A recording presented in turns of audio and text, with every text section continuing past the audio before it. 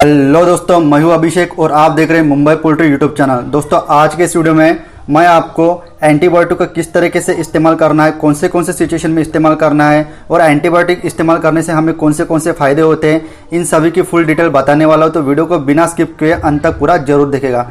दोस्तों, जो भी नए पोल्ट्री फार्मर्स होते हैं उनके लिए मैंने एक पोल्ट्री पीडीएफ ई बुक लिखा है जो बड़े आसानी से आप अपने मोबाइल पे ही पढ़ सकते हो। उसका एक छोटा सा इंट्रो देख लेते हैं, उसके बाद वीडियो स्टार्ट करेंगे। दोस्तों, जो भी भाई पोल्ट्री फार्मिंग करना चाहते हैं या जिन्होंने अभी नया पोल्ट्री बिजनेस शुरू किया है, उनके मन में पोल्ट्री के रिलेटेड काफी सारे सवाल होते हैं। स्क्रीन पे जो आप पीडीएफ ई बुक देख रहे हो, अगर इस ई बुक को आप पूरा पढ़ लेते हो तो मैं गारंटी लेता हूं कि पोल्ट्री के रिलेटेड आपके मन में जितने भी सवाल है उनमें से 90% सवालों का जवाब आपको ये ई बुक पढ़ के मिल जाएगा। ये बुक मैंने अपने 5 साल के पोल्ट्री एक्सपीरियंस से लिखा है। इस बुक में मैंने disease management, medicine management, biosecurity management, vaccine management, feed plus water management, space plus breeding plus temperature management, summer plus winter plus monsoon season management, इसके अलावा और भी बहुत सारी बातों को कवर किया है। वैसे इसके हार्ड बुक की कीमत 200 रुपीज है, लेकिन इस हार्ड बुक के पीडीएफ फॉर्मेट वाला बुक आपको मात्र 50 रुपीज में मिल जाएगा। अगर आपको ये बुक लेना है तो स्क्रीन पे दिए व्हाट्सएप नंबर पे आप मैसेज कीजिए। तो चलिए अभी जान लेते हैं कि एंटीबायोटिक इस्तेमाल करने से हमें क्या क्या फायदे हो सकते हैं, उनको कौन से सिनेरियो में इस्तेमाल करना है। देखिए, एंटीबायोटिक मेडिसिन का मतलब क्या होता है, कोई भी जो एंटीबायोटिक होती है वो कोई भी एक स्पेसिफिक डिसीज पे काम नहीं करती। मतलब कि जैसे कि सीआरडी की मेडिसिन हो गई तो वो सिर्फ और सिर्फ सीआरडी के डिसीज पे ही काम करेगी। दूसरा, अगर आप डायरिया होते समय आप सीआरडी की मेडिसिन इस्तेमाल करोगे तो वो काम नहीं करेगी या फिर आपका डिसीज क्योर नहीं होगा। लेकिन एंटीबायोटिक ऐसी मेडिसिन होती है जो ऑलमोस्ट सभी डिसीजेस पे काम करती है, फिर चाहे वो कोराइजा हो, डायरिया हो, सीआरडी हो या फिर सीसीआरडी हो। इस तरीके से मुर्गियों के जो भी मैक्सिमम प्रॉब्लम्स होते हैं तो उस पे सभी डिसीजेस पे ये एंटीबायोटिक काम करती है। इसके वजह से जैसे ही आपके मुर्गियों को कोई भी बीमारियां होती है तो आप एंटीबायोटिक का इस्तेमाल कर सकते हो। एंटीबायोटिक का इस्तेमाल आप 2 तरीके से कर सकते हो। एक तो प्रिवेंशन के तौर पर इस्तेमाल कर सकते हो और एक दूसरा होता है ट्रीटमेंट के तौर पर इस्तेमाल कर सकते हो। मार्केट में एंड्रोजन प्लस, लिग्जेन, इस जैसे कि बहुत सारे एंटीबायोटिक आपको मिल जाएंगे, ठीक है ना। तो प्रिवेंशन के तौर पर जब भी आप एंटीबायोटिक इस्तेमाल करते हो तो आपको 2-3 बातें ध्यान में रखना बहुत ही ज़्यादा जरूरी होता है। जैसे कि धूप का मौसम जाकर अभी बरसात का मौसम चालू हो गया या फिर बरसात का मौसम जाकर अभी ठंड का मौसम चालू होने वाला है, तो ऐसे समय में इन्वायरमेंट में काफ़ी ज़्यादा टेम्परेचर का फ्लक्चुएशन होता है।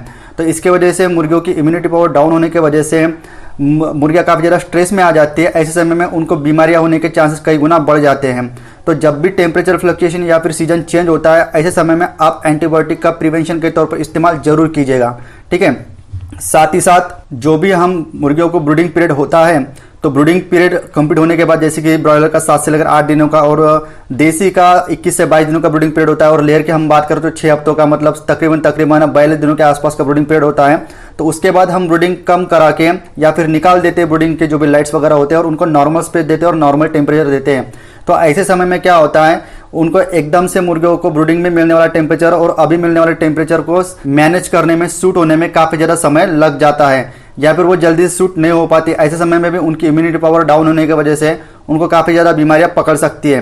तो इस तरीके से भी वहाँ पर टेम्परेचर फ्लक्चुएशन उनको देखने को मिलता है, क्योंकि ब्रीडिंग में उनको काफ़ी अच्छा खासा टेम्परेचर मिल रहा होता है और एकदम से ब्रीडिंग कंप्लीट हो जाने के बाद जब वो नॉर्मल जगह पर आते हैं तो उनको टेम्परेचर उतने अच्छे से नहीं मिल पाता। तो ऐसे समय में भी आपको, जब भी आप ब्रीडिंग से निकाल के मुर्गियों को नॉर्मल स्पेस पे रखते हो या फिर जब भी मुर्गियों की थोड़ी थोड़ी स्पेस बढ़ाते हो, तो हमेशा ध्यान रखिए कि ऐसे समय में भी आपको एंटीबायोटिक का इस्तेमाल जरूर से करना होगा। अभी बात कर लेते हैं ट्रीटमेंट के तौर पर एंटीबायोटिक का इस्तेमाल कैसे करना है। जैसे कि मैंने आपको पहले बता दिया कि एंटीबायोटिक थोड़ा बहुत सभी डिसीजों पे थोड़ा ना थोड़ा काम करती है।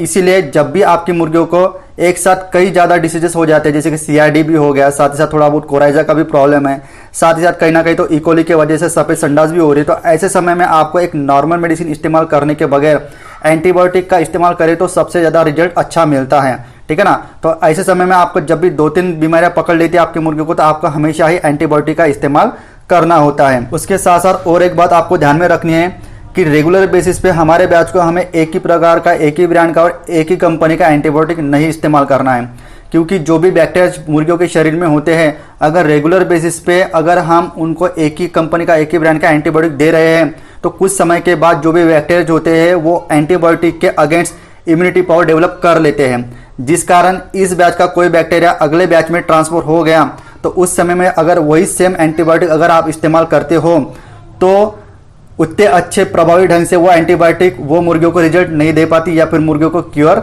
नहीं कर पाती। इसके लिए आपको हमेशा कोई भी बैच के लिए अगर 2 से लेकर 3 बार एंटीबायोटिक का इस्तेमाल करना है 2-3 दिन के लिए, तो अलग अलग ब्रांड और अलग अलग कंपनी के 2 से लेकर 3 कंपनी के, जैसे एंड्रोजन प्लस हो गया, लिग्जन हो गया, लिवोसिन हो गया, इस प्रकार के जो भी एंटीबायोटिक होते हैं 2 से लेकर 3 प्रकार के, कोई एक लिक्विड फॉर्म में रखिए, कोई 2 पाउडर फॉर्म में रखिए, जिससे कि क्या होगा कि जो भी बैक्टीरिया मुर्गी को शरीर में है उसको इम्यूनिटी डेवलप करने का मौका नहीं मिलेगा। साथ ही साथ और से एक आपको बात ध्यान में देनी रहती है कि एंटीबायोटिक का इस्तेमाल जब भी आप वैक्सीन करते हो उसके 3 दिन पहले और 3 दिन बाद तक के आपको एंटीबायोटिक का इस्तेमाल नहीं करना है। इन केस अगर आप वैक्सीन करने के 1 दिन पहले या फिर 2 दिन पहले तक के अपने पूरे बैच को एंटीबायोटिक का प्रिवेंशन डोज या फिर ट्रीटमेंट का डोज दे रहे हो, तो जो भी आप वैक्सीन कराते हो तो वो वैक्सीन का असर पूरी तरह से निग्लिजिबल या फिर न्यूट्रल हो जाता है। ऐसे में बहुत ज़्यादा चांसेस बढ़ जाते हैं कि आगे में जाकर आपके मुर्गियों को वायरल बीमारी हो और आपको लगेगा कि मैंने तो वैक्सीन किया था फिर भी मेरे मुर्गियों को वायरल बीमारी कैसे आई। तो ये बात हमेशा आपको ध्यान में देना है, क्योंकि एंटीबायोटिक जो भी होती है वो मुर्गियों के शरीर में लगातार देने के बाद 2 से लेकर 3 दिनों तक के काम करती है। तो ऐसे समय में आपको हमेशा बात ध्यान में रखनी है, वैक्सीन करने के 2 से लेकर 3 दिन पहले और 2 से लेकर 3 दिन बाद तक कभी भी एंटीबायोटिक का इस्तेमाल नहीं करना है। और एक बात आपको ध्यान में रखनी है कि एंटीबायोटिक का जो इस्तेमाल होता है वो लंबे समय तक हमें नहीं करना है। जैसे बहुत बार क्या होता है कि जब नए नए पोल्ट्री फार्मर्स होते हैं तो उनको प्रॉपर मेडिसिन ट्रीटमेंट ना पता होने की वजह से उनका जो भी डिसीज होता है और जो भी वो उस डिसीज के लिए मेडिसिन का इस्तेमाल करते हैं वो 3 से लेकर 4 दिन में क्योर नहीं होती। कभी कभार उनको 6 से लेकर 7 दिन, तो कभी कभार उनको 9 से लेकर 10 दिन भी हो जाता है। ऐसा ही मेरे साथ एक केस हुआ था, जब भी मैं नए नए पोल्ट्री फार्मिंग स्टार्टअप किया था तो मुझे 12 से लेकर 13 दिन लग चुके थे। हालांकि मैं एक ही प्रकार के एंटीबायोटिक इस्तेमाल करता था, इसलिए जब भी मेरे ये बैच को डिसीज हुआ CRD का तो उस उतने प्रभावी ढंग से वो वहाँ पर असर नहीं कर पा रही थी। तो ये बात मुझे समझ में नहीं आई थी, इसलिए मैं लगातार उसको 10 से लेकर 12 दिनों तक के लगातार एक ही प्रकार के एक ही कंपनी का मैंने एंटीबायोटिक इस्तेमाल किया था। तो 13 दिन के बाद कहीं जाकर मेरी CRD और कोराजा का प्रॉब्लम सॉर्ट आउट हुआ, लेकिन मुझे काफ़ी ज़्यादा उस बैच में नुकसान हुआ। क्यों नुकसान हुआ? क्योंकि एंटीबायोटिक का काम होता है सभी प्रकार के डिसीज को क्योर करना। तो ये बात देखी जा रही है, चाहे तो आप कौन से भी एक्सपीरियंस पर्सन को पूछ सकते हो कि ज़्यादा एंटीबायोटिक का इस्तेमाल करने के बाद आपको वजन प्रॉपरली नहीं मिलता या फिर फीड के तुलना में आपकी मुर्गी as compared to previous batch या फिर पुराने बैच से आपको वजन कम ही मिलेगा। तो ये एक बात आप हमेशा ध्यान में रखिएगा, अगर आप लंबे समय तक के एंटीबायोटिक का इस्तेमाल करते हो तो आपका वजन मुर्गियों का जितना बढ़ना चाहिए उतने रेशो से उतने तेज गति से नहीं बढ़ पाएगा। तो ये एक बात हमेशा ध्यान में रखिए, एंटीबायोटिक आपको कभी भी लंबे समय तक इस्तेमाल नहीं करना है। मैक्सिमम कोशिश कीजिए कि आपके मुर्गियों को जो भी डिसीज हुआ है विद इन 4 से लेकर 6 दिनों के भीतर ही आपकी मुर्गियां क्योर या सुधर जाए, ठीक है ना। तो ये कुछ बातें थी जो एंटीबायोटिक का इस्तेमाल करते समय आपको ध्यान में रखनी है।